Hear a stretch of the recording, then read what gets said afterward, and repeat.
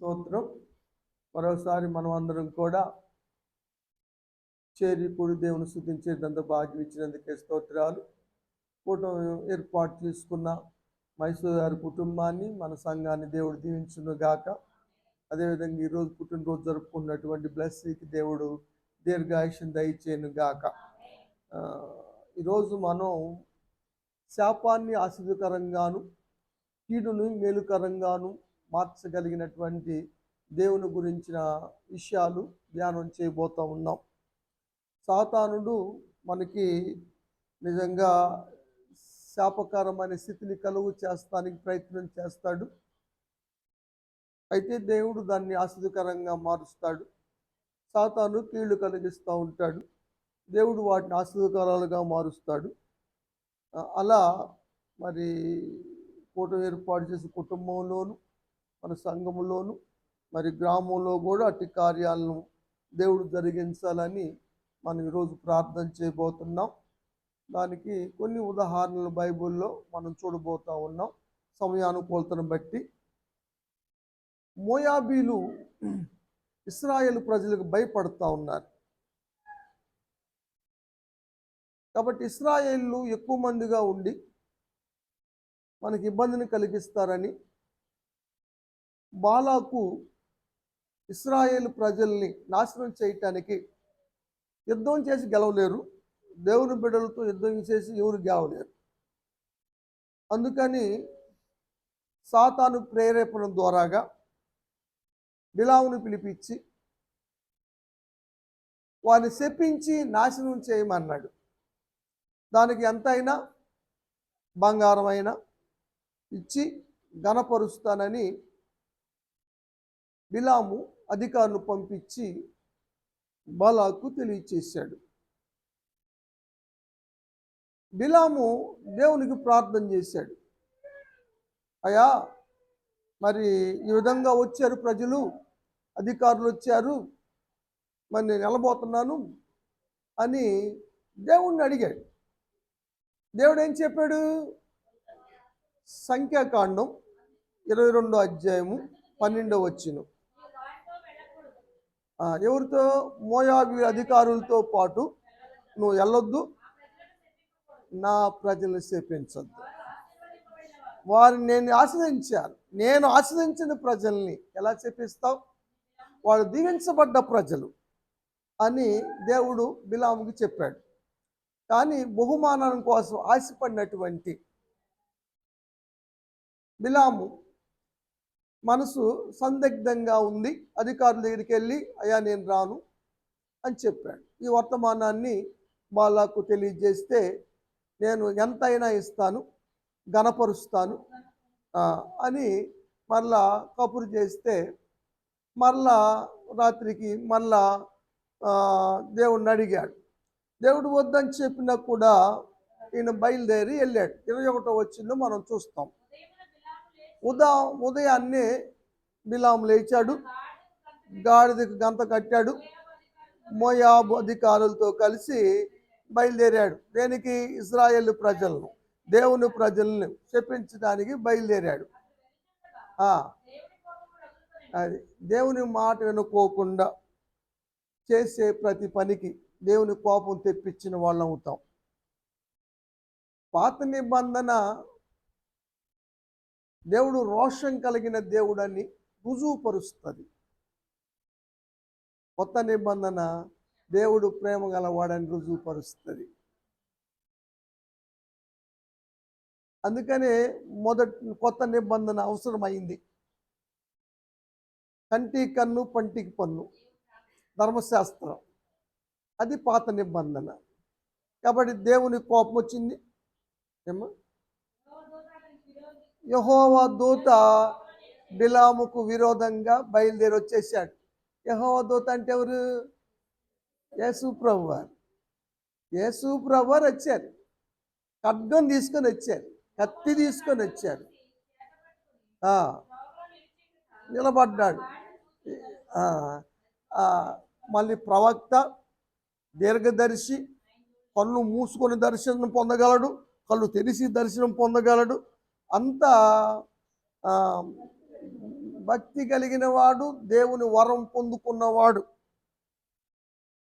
అతను శపిస్తే ఇక శాపమే, ఆయన మాటలు ఏది తప్పిపోదు. అలాంటి ప్రవక్త. ఇప్పుడు యెహోవా దూత నిలబడిన సంగతి కనపడలేదు, గాడిద కనపడింది. అందుకని గాడిద కొంచెం మారం చేసింది, అయినా సాగుతూ ఉంది ప్రయాణం. ఈసారి ఏం చేసాడంటే దూత, అటుపక్క గోడ ఇటుపక్క గోడ ఉంది, రెండు పక్కల గోడ మధ్యన ఎడి తప్పుకెళ్తే గాడిదైనా చూద్దాంలే అని ఆ ప్లేస్లో వచ్చి నుంచున్నాడు యెహోవా దూత వచ్చి. ఇప్పుడు గాడిద ఎటు వెళ్తానికి అవకాశం లేక కూలబడి కింద పడింది. అందుకనే వాటి కన్నులకి కనపడతాయి. రాత్రులు కుక్కలు అరుస్తున్నాయి అంటే ఆత్మలు కనపడతాయి. అవి దురాత్మల, పరిశుద్ధాత్మ, పవిత్ర ఆత్మల అన్నది కాదు, కానీ వాటి పాపలకి కనపడతాయి. అందుకని కుక్కలు అరుస్తూ ఉంటాయి రాత్రి సమయాల్లో, కనబడతా ఉంటాయి. అవి ముందుగానే గ్రహిస్తూ ఉంటాయి జరగబోయే విషయాలు. భూకంపాలు కూడా కొన్ని జంతువులు ముందుగానే పసిగడతాయి. వాటికి ఇచ్చిన జ్ఞానం అలాంటిది దేవుడు. సరే, ఇక కోపం వచ్చేసి కొట్టాడు. దేవుడు మాట ఇచ్చాడు గాడిదకి. గాడిద మాట్లాడుతుంది. గాడిద మాట్లాడటమే నేను ఆశ్చర్యపోకుండా, ఎందుకు కొట్టావు నన్ను? నేను ఎప్పుడన్నా ఇట్లా చేశానా? 3 సార్లు కొట్టావు నన్ను, ఎప్పుడైనా చేశాను ఇలా చేశానా? ఎందుకు కొట్టావు అంటే నేను ప్రవర్తన బాగాలేదని. మరి నీ ప్రవర్తన బాగుందా? దేవుడు వద్దన్నా నువ్వు చేస్తున్నావుగా.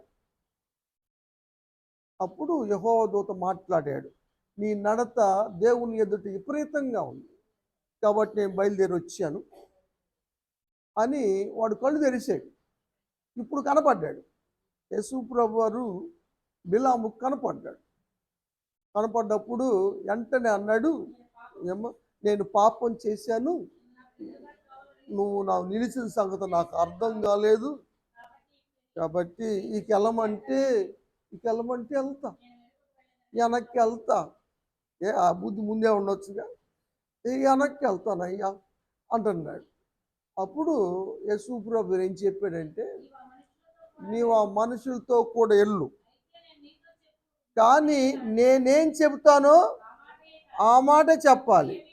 ఇంకొక మాట చెప్తే బాగుండదు, ఈ పని అయిపోయినట్టే అని చెబితే మొత్తానికి వచ్చాడు. ఏమో వచ్చిన తర్వాత 3 సార్లు కూడా దేవుని ప్రజలు దీవించాడు. ఈ మాట చూస్తాం 23 అధ్యాయంలో 11వ వచనం చూద్దాం.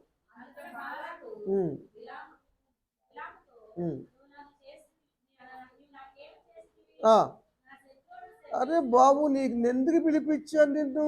నా శత్రువులైన ఇజ్రాయేలు ప్రజలను శపించమని కదా నిన్ను పిలిపించింది. అయితే నువ్వేం చేసావు? పూర్తిగా దీవించావు అని బాలాకు మాట్లాడాడు. తర్వాత 24 అధ్యాయం మొదటి వచనంలో ఏం కనబడుతుందంటే, ఇజ్రాయేలు ప్రజలను దీవించుట దేవుని దృష్టికి మంచిదని ఇప్పుడు అర్థమైంది. దేవుని ప్రజల్ని దీవించటానికి దేవుడు ఇష్టపడతానంటే ఎప్పుడు కదా. దేవుడు ఈ రాత్రి తన ప్రజలను దీవించునుగాక, దీవిస్తాడు. కూటమి ఏర్పాటు చేసుకున్న మైసూర్ గారి కుటుంబాన్ని కూడా దేవుడు దీవించునుగాక. దేవుడు దీవించేవాడుగా ఉన్నాడు. తన ప్రజలంటే ఇష్టము కలిగి ఉన్నాడు. తన ప్రజలంటే దీవించటం వానికి ఇష్టపడుతూ ఉన్నాడు. ఆ సత్యాన్ని బిలాము తెలుసుకున్నాడు. తెలుసుకొని దీవిస్తే కోపం వచ్చేసింది. బాలాకి కోపం వచ్చింది. 10వ వచనం చదువుదాం. 10వ వచనం చదువుదాం. అసలు ఎంత కోపం మండిందంట కదా. మీరు అప్పుడప్పుడు వాడుతూ ఉంటారు ఆ పదం కదా. చేతులు సరుచుకున్నాడు కోపంతో. నా శత్రువుని శపించమంటే నువ్వు దీవిస్తావా అని అడిగితే ఈయనేం చెప్పాడంటే, నేను ముందే చెప్పాను నీకు. ఏమని ఏం చెప్పాడు ఈయన ముందు? అదే చెబుతాను. నీ దూతలకేం చెప్పాను? 13 చదువు. దేవుడు ఏమి సెలవిస్తే అదే పలుకుతానని నువ్వు నా దగ్గర 10 అధికారులతో చెప్పాను కదా, నీ దూతలు చెప్పాను కదా, ఇప్పుడు ఎందుకు ఫీల్ అవుతావు అని ఆయన అన్నాడు.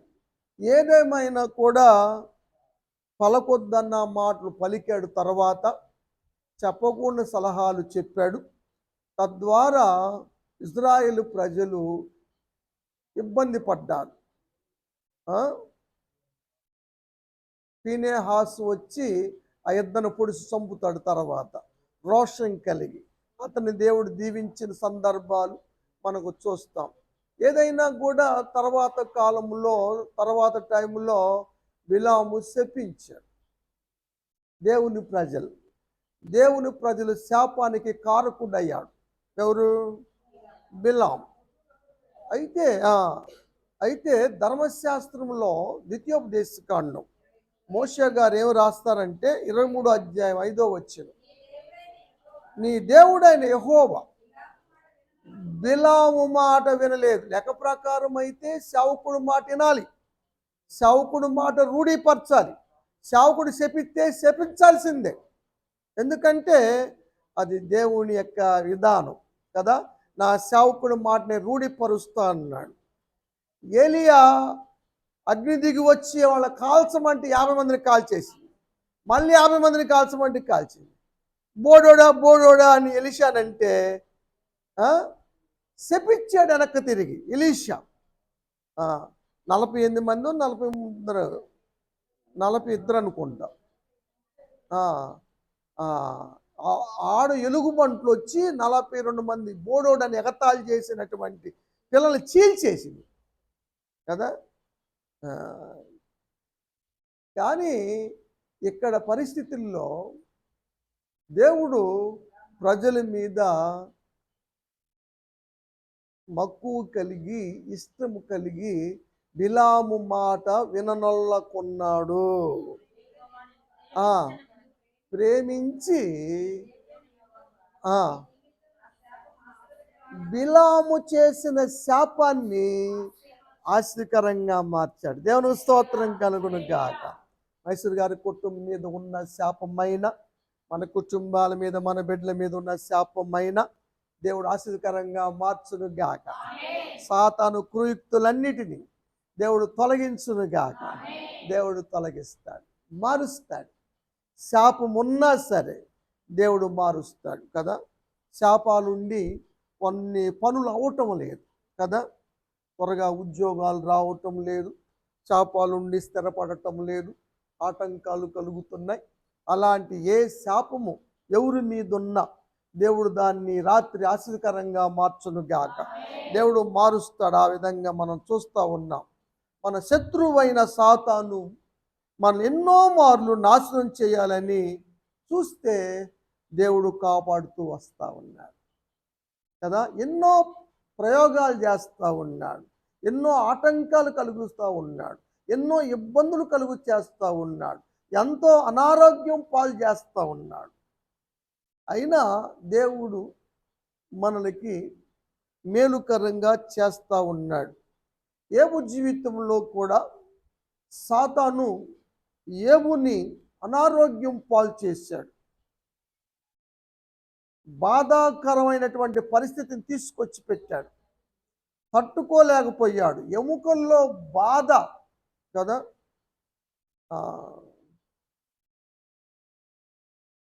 నడుముల్లో బలహీనతలు ఎందుకు వస్తాయి, నడుముల గురించి వాక్యం ఏమి తెలియచేస్తూ ఉంది అన్న విషయాలు రేపు చెప్తాను. ఏమా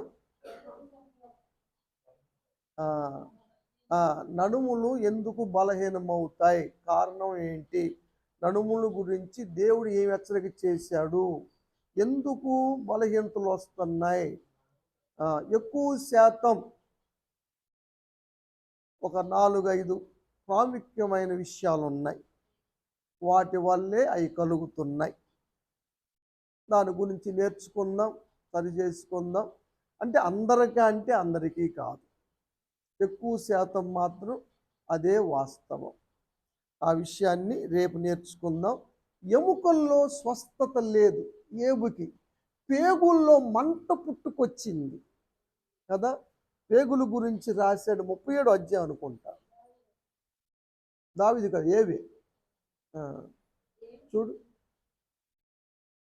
37 చూడు.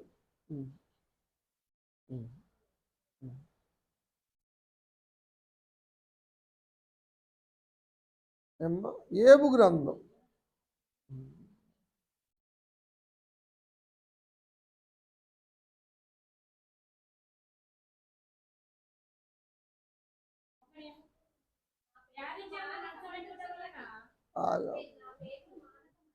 పేగుల్లో మంట కదా.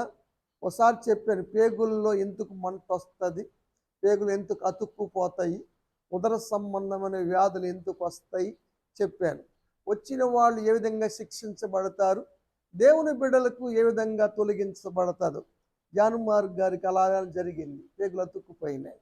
ఆ పేగులు తీసేసి జాడిచ్చి మళ్ళీ పేగులు వేసి కుట్టారు కదా. నిజమా? ఇంగ్లాండ్ దేశానికి వెళ్ళినప్పుడు జాన్మార్కయ్య గారు జరిగింది అది. అప్పుడు వాళ్ళు క్లీన్ చేశారు. అది 1000 మందికి ఒకళ్ళకి వస్తుంది ఏదో సివియర్గా.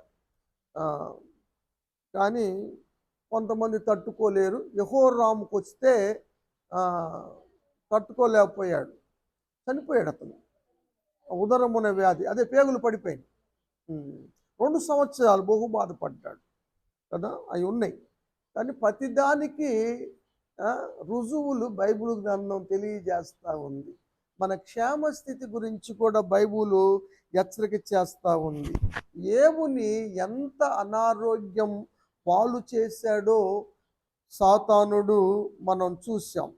కానీ దేవుడు సాతాను ప్రయత్నాలన్నీ కూడా తొలగించి ఏబుని సంపూర్ణమైన ఆరోగ్యవంతులు చేసి 4 తరాలు జీవించి 140 సంవత్సరాల ఆయుష్ను దయచేశాడు. దేవునికి స్తోత్రం. ఏబుకు దేవుడు ఇచ్చిన ఆరోగ్యాన్ని ఆయుష్ను కూడా చేసినట్లుగా మైసూర్ గారి పట్ల కూడా దేవుడు చేయునుగాక. సాతాను దేవుడు ప్రతిసారి హెచ్చరిక చేస్తానే ఉన్నాడు. ఏమన్నా తెలుసా? 2వ అధ్యాయం ఏబు గ్రంథం 6వ వచనం.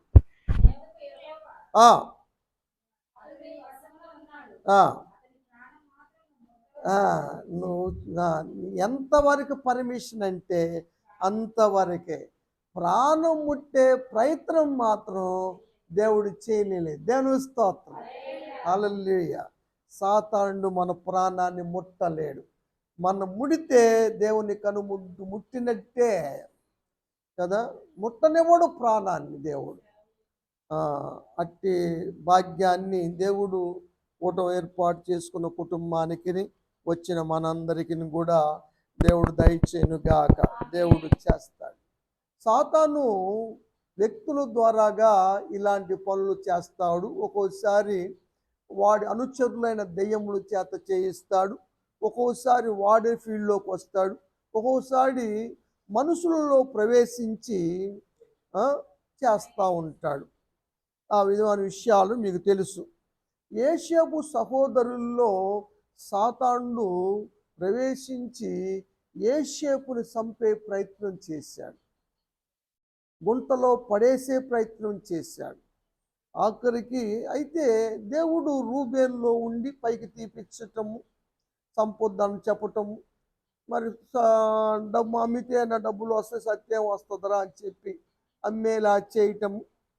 మళ్ళీ అక్కడి నుంచి మిద్యానులు తీసుకెళ్ళి ఐగుప్తు దేశంలో అమ్మటము. ఇవన్నీ కూడా అక్కడ యేషేపు మీద నేరం మోపటం, పోతీఫరు భార్యని సాతానుడు ప్రేరేపించి యేషేపుని సరసాలు పాలు చేయటం. ఇవన్నీ సైతాను ప్రయత్నాలు. సైతాను చేస్తూ ఉంటాడు. దేవుడు తప్పించే ప్రయత్నం, దేవుడు తప్పించుకుంటూ వస్తాడు. మీకు అర్థమవుతుంది కదా ఆ విషయం. తన సహోదరులతో యోసేపు ఏమన్నాడంటే, ఆదికాండం 50వ అధ్యాయం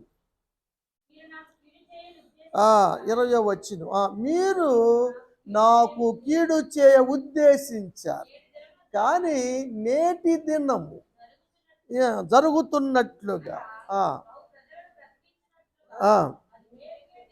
మేలుకే దేవుడు దాన్ని ఉద్దేశించాడు. సాతాను మన విషయంలో కీడు చేయాలనుకున్నా సరే దేవుడు దాన్ని మేలుగా ఉద్దేశిస్తాడు. దేవుని స్తోత్రం. మీరు గమనించండి. కాబట్టి ప్రతి విధమైన కీడును దేవుడు మేలుకరంగా మార్చునుగాక. కాబట్టి అనుకోవద్దు. అందు సందర్భం వచ్చి చెప్తున్నాను. అమ్మాయి కూడా ఏమనుకోకూడదు. అబ్బాయికి సీట్ రాలేదు అక్కడ అని బాధపడ్డాం. లెక్క ప్రకారం రావాలి అనుకున్నాం. సెకండ్ లిస్టులోన్న వచ్చిద్దేమో అని అనుకున్నాం శాముకి. కానీ వచ్చిన వాళ్ళందరూ బెడ్ ఎక్కారు. అందరూ బెడ్ ఎక్కారు. చాలామంది చనిపోయారు. ఫుడ్ పాయిజన్ అయ్యి అందరూ బెడ్డే. వీడు త్రిబుల్ విద్యార్థులందరూ అస్వస్థతకు గురయ్యారు. చాలా భయంకరమైన పరిస్థితుల్లో ఉన్నారు. దేవుడు తప్పిచ్చాడు. దేవుడు స్తోత్రం. కానీ మనకు తెలియదు. నేను చెప్పేది అదే. ఇవ్వకపోవటానికి కారణాలు మనకు తెలియవు. భవిష్యత్తు ఎరిగిన దేవుడు కాబట్టి మేలు చేస్తాడు. అందుకని అంతా మేలుకి అనే పాటలు వస్తున్నాయి కదా. అంతా మేలుకే. ఏం మాన్నం? ప్రార్థన మాన్నం, ఆరాధన మాన్నం, స్తుతించటం మాన్నం. కానీ ఏదో మేలు ఉంది. ఇప్పుడు జరగలేదంటే రేపు జరిగిద్దని, దీనికన్నా గొప్పగా జరిగిద్దని, మేలైంది జరిగిద్దని కదా. అది నాకు పిల్లలు ఇవ్వలేదు అని అనుకుంది. కానీ ఎంత గొప్ప ప్రవక్తని దాసించాడు. ఎంత శ్రేష్టమైన సమయాల్ని తీసుకొచ్చి ఆ గర్భంలో ప్రవేశపెట్టాడు కదా. ఎప్పుడు ఏది ఇవ్వాలో ఏమి చెయ్యాలో అని తెలుసు. కాబట్టి నాకు ఇప్పుడు రాలేదు, ఇప్పుడు జరగలేదని ఏడ్చుకుంటా కూర్చోకూడదు. అన్న చేసింది ఆ విధంగా. తర్వాత మరలా వచ్చి ఆత్మను కుమ్మరించుకుని దేవుని సన్నిధిలో ఇంటికాడ కూర్చుంటే జరిగిద్దిరా. అది మన సమయాలు పుట్టేవాడురా. అవగాహన చేసుకోండి. సాతాను విశ్వాసుల నుంచి తొలగించే ప్రయత్నాలు చేస్తాడు. వాడి గిమ్మిక్సులకి మీరు పడిపోవద్దు. వాడు కుయుక్తి పరుడు. వాళ్ళ చేత వీళ్ళ చేత ప్రేరేపిస్తాడు. సర్పం వచ్చి మాట్లాడుతూ ఉంది ఆదాముతో, అవ్వతో వచ్చి. ఆదాము లేని సమయంలో నాకు దేవుడు తెలుసు, మా ఆయన తెలుసు, నువ్వెవరు అమ్మా ఇందులోకి వచ్చి చెబుతున్నది? నీకు ముచ్చట్లని చెవి కోసుకుంటారుగా. వాళ్ళు అట్లా అన్నారు, వాళ్ళతో నీకెందుకమ్మా? దేవుడు చేస్తాడు, దేవుడు చెయ్యాలి. కానీ చేసేదెవరు? దేవుడే కదా. ఇవాళ చేసినా రేపు చేసినా. అది కాకులు కావు కావు అంటాయి, కుక్కలు బోవు బోవు అంటాయి. అనుకొని మనకు వచ్చిన దండగేంది? వాటిని అవి చూపిస్తాయి. ఎందుకంటే మనల్ని విశ్వాసులో నుంచి పడేయటానికి, ఏవు యథార్థతను పాడుగొట్టడానికి, ఏవు భక్తి జీవితాన్ని పాడు చేయటానికి సాతాను ఎన్ని ప్రయత్నాలు చేసిందో మీ అందరికీ తెలుసు. నేర్చుకుంటున్నాం కదా. కాబట్టి జాగ్రత్తగా ఉందామండి. విశ్వాసంలో తొలగిపోవద్దు. మేలైన కార్యాలు దేవుడు జరిగిస్తాడు. కీడుని మేలుకరంగా మారుస్తాడు. దేవుడు అట్టి ధన్యతను కుటుంబం ఏర్పాటు చేసుకున్న కుటుంబానికి వచ్చిన మనందరికీ, మన బిడ్డలకు కూడా దేవుడు అట్టి ధన్యతను కలుగు చేయను గాక. అది సాతాను అనుచరులు అపవిత్రాత్ములని, దురాత్ములని, దయ్యములని పిలువబడతాయి. అవి మనిషిని విలవిల్లాడిస్తాయి, ప్రాణం పొయ్యేలా చేస్తాయి, నాశనం చేయితే ప్రయత్నాలు చేస్తాయి. అప్పుడు యేసు ప్రభు వారి దగ్గర తీసుకొచ్చారు. మార్కు సువార్త మీకు తెలుసు, 9వ అధ్యాయము 20వ వచనం చదువుదాం.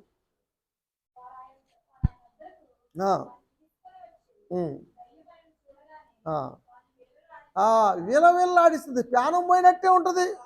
విలవిల్లాడుతుంది. చూసారా మీరు ఎప్పుడన్నా? ఏమన్నా చూసిందా? జేమ్ గారు చూసారంట. విలవిల్లాటం మామూలుగా ఉండదు.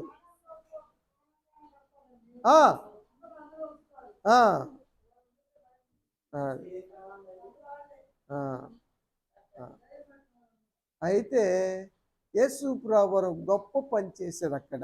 25వ వచనంలో మనం చూస్తే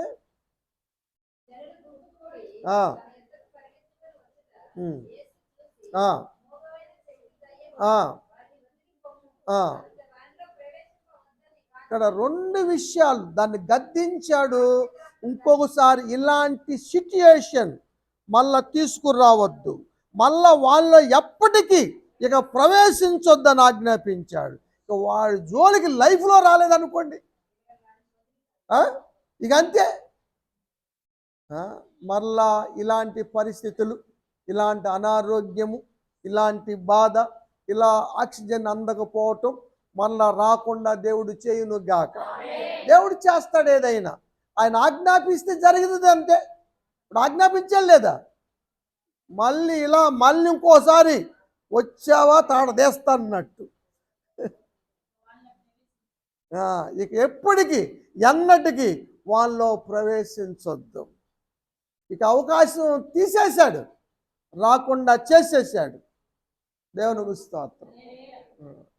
దావీదు జీవితంలో కూడా అనారోగ్యం పాలయ్యాడు, కుదరని వ్యాధిగ్రస్తుడయ్యాడు, అంగలార్పు కదా.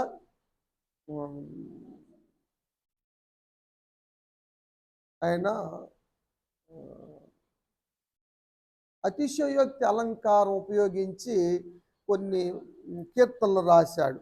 అందుట్లో నా పరుపు నా కన్నీటికి కొట్టుకుపోతుందని, తేలా చేస్తుందని. మీకు తెలుసు కదా అలంకారాలు, ఉపమా అలంకారం, అతిశయోక్తి అలంకారం. ఈ కొండలు ఆకాశాన్ని అంటినట్టు ఉన్నావు అంటారు, అంటుకున్నాయని కాదు. అది నీ మొహం చంద్రబొమ్మలా ఉందంటే అది ఈ కొన్ని ఉపమా అలంకారాలు అన్నమాట, పోలికలు. అట్లానే అలా పోల్చి రాశాడు అక్కడ. అంతగా ఏడ్చాడు, అంగలార్పు. అయితే దేవుడు అనారోగ్యాన్ని తీసివేసి ఆరోగ్యం ఇచ్చాడు, అంగలార్పును తీసివేసి నాట్యంగా మార్చాడు. 30వ కీర్తనలో చూస్తాం, 2వ వచనం 11వ వచనం. దేవుడు స్వస్థపరిచాడు. దేవుని స్తోత్రం. ఈ ప్రార్థనలు, మన ప్రార్థనలని దావీదుని కుదరని రోగాన్ని కుదిర్చి స్వస్థపరిచినట్టుగా మైసూరు గారిని కూడా బలహీనతను తీసివేసి స్వస్థపరచును గాక. ఇలాంటి బలహీనత రాకుండా చేయను గాక. 11వ వచనం. నా అంగలార్పును నాట్యముగా మార్చింది. దేవునికి స్తోత్రం. అంగలార్పు నాట్యంగా మార్చేశాడు. బాధ నిజంగా మైసూరు గారు సిస్టర్ గారు సాక్ష్యం చెప్పారు కదా, మౌనిక వివాహ విషయాన్ని ఒప్పుకున్నారు మైసూరు గారు అని. ఆడ భోజనాలు జరుగుతున్నాయి. మైసూరు గారికి ఇక్కడ ఆక్సిజన్ పెట్టుకున్నారు. ఇంటికాడ రావటానికి ఇబ్బంది, రావటానికి అవకాశం లేదు. రామశెట్టి డాక్టర్ గారు, వెంకయ్య గారు ప్రయాణం చేయటానికి అవకాశం లేదు, హాస్పిటల్లోనే ఉండు ఆక్సిజన్ పెడతామన్నారు. అయినా కూడా మైసూరు గారు వచ్చారు ఇంటికి. వాళ్ళేమో ఫోన్ల మీద ఫోన్, నువ్వు రాకపోతే అవ్వదు, నువ్వు రాకపోతే అవ్వదని. అక్కడ బాలసుబ్రహ్మణ్యం ఆయన ఉన్నాడు, పాట పాడే ఆయన కాదు, పెళ్ళి కొడుకు నాన్నగారు. ఆయన మరి మైసూరు గారి మీద ఆశ పెట్టుకున్నాడు. పెళ్లి కుమార్తె తండ్రి గారు కూడా మరి ఫ్రెండ్స్ ఈ పనులు అన్ని మీద ఉన్నాడు. మైసూరు గారు వస్తే కానీ ప్రధానం జరగదు. కారు పంపించారు. మేము వెళ్ళాము, 12 గంటలప్పుడు వెళ్ళాము మేము. అక్కడ భోజనాలు జరుగుతున్నాయి, అసలు దీని గురించి పట్టించుకునేవాళ్ళు లేరు. ఇక మైసూర్ గారు వచ్చిన తర్వాత అమ్మాయికి అన్నం పెట్టించి కూర్చున్నాం ప్రధానాన్ని. అదంతా జరిగింది. ఒప్పుకున్నందుకు అంత పరిస్థితుల్లో కూడా వచ్చి మరి జరిగించారు. 4:30 కల్లా ప్రధానం మేము ముగించి అమ్మాయిని పంపించగలిగాం కాకినాడకి. మేము వచ్చేసాం. తర్వాత అక్కడ అన్ని సంబరాయించి అన్నీ చూసుకొని వచ్చారు.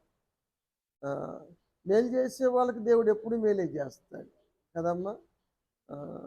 నిజంగా అందుకనే కీడుకు దూరంగా ఉండమని దేవుడు చెబుతాడు. ఎవరి విషయంలో మనం కీడు చేయకూడదు, మేలే చేయాలి.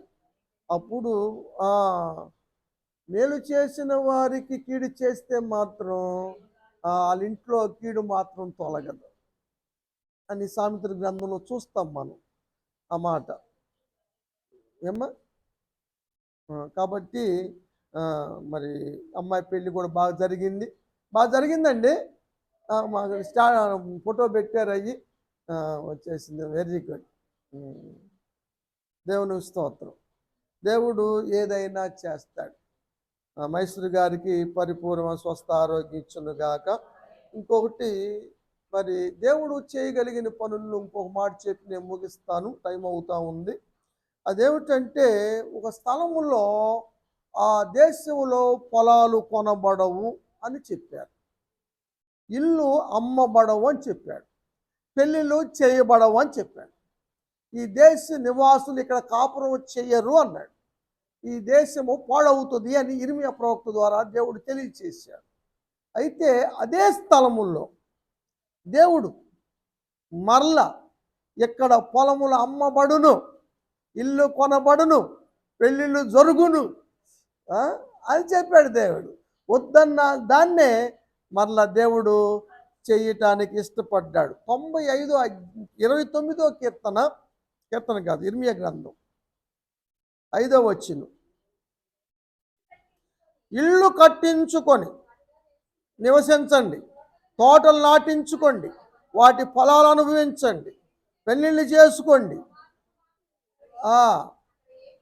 ఏమీ తక్కువ కాకుండా అభివృద్ధి పొందుడి.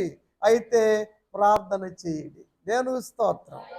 ప్రార్థన చేస్తే ఇవన్నీ జరుగుతాయి. దేవునికి మహిమ కలుగును గాక. వద్దు మేము అమ్మము అన్న వాళ్ళు అమ్ముతున్నారు, మేము చేయము అన్న వాళ్ళు చేస్తున్నారు కదా. దేవుడు అలా చేయగలడు. ఇర్మియాకి చెప్పాడు పొలం కొనమని దేవుడు. ఒక మాట చెప్తాను, 32వ అధ్యాయము 6వ వచనం.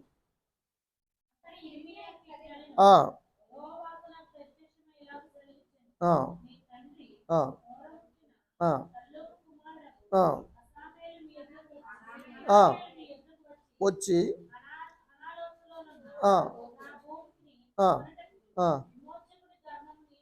భూమి అమ్మటానికి కొనటానికి ధర్మం ఉంది, తెలుసా మీకు?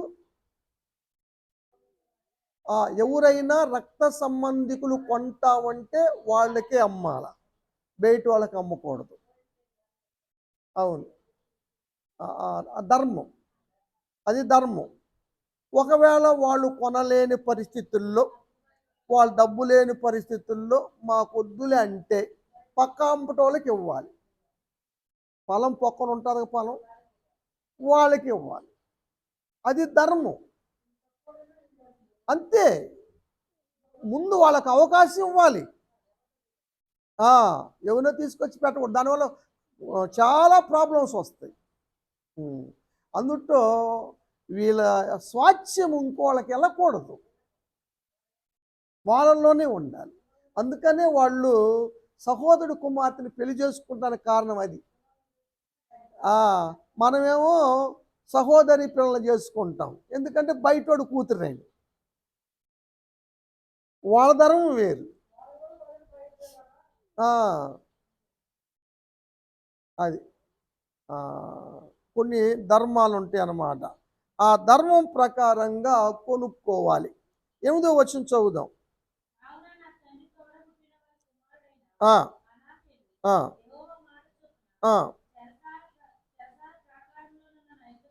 అప్పుడు చెరసాల్లో ఉన్నాడు ఇర్మియా గారు.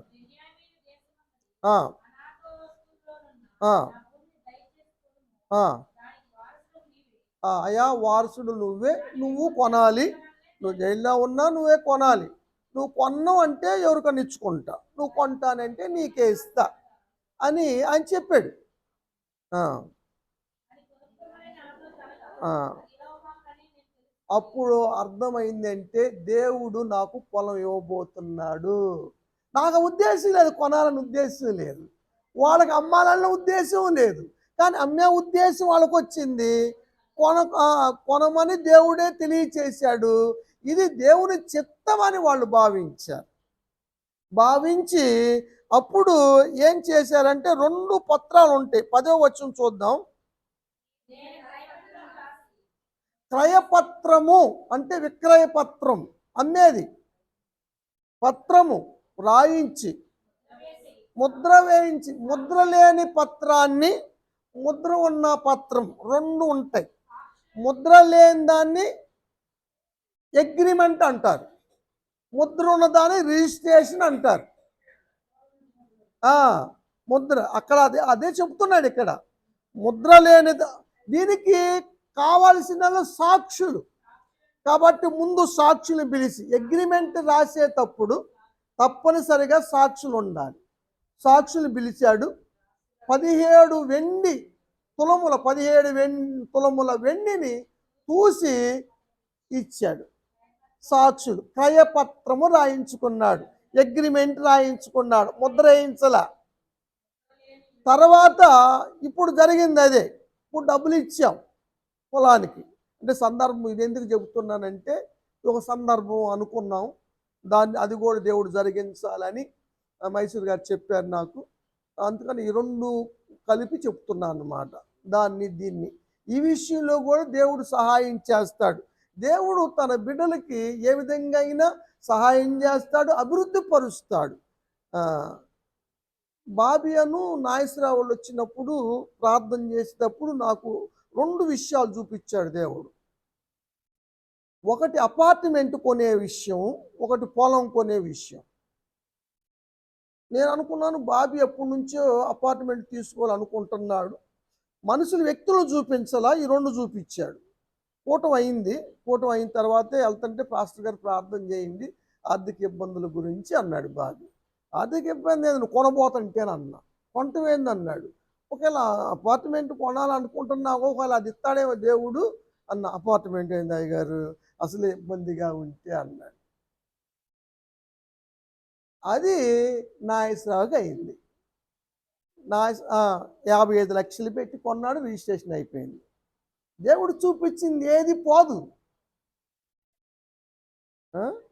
ఏమ్మా కాదు, నందిగాలను ఎక్కడోగా నాకు చూపిలా. ఇక్కడ ఏరియాలో అయితేనే కనబడతా ఉంటాయి, కొన్ని దగ్గరలో అయితే మన సంఘ బిడ్డలు అయితేనే కనబడతాయి.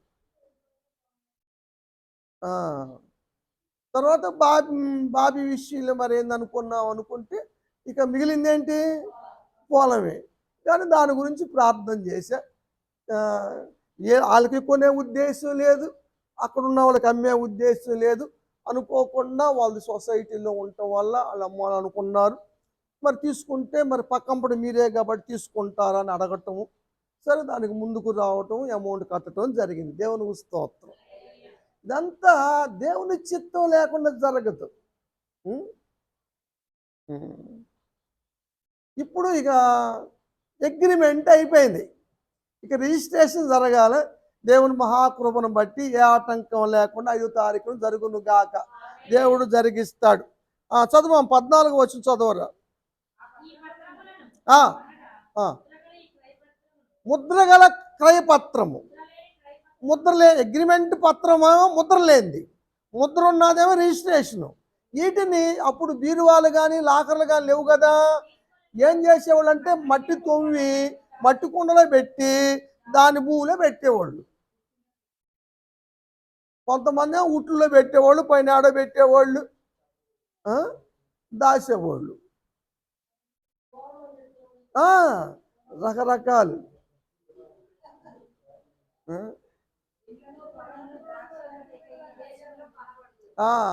ఏమ్మా ఆ, కాబట్టి దేవుడు సెలవు ఇచ్చాడు కొనమని. కాబట్టి దేవుడు కొనేలా చేయునుగాక, రిజిస్ట్రేషన్ అయ్యేలాగా దేవుడు చేయునుగాక. అసలు యేసు ప్రభు వారు వచ్చిందే సాతాను క్రియలను లయపరచటానికి.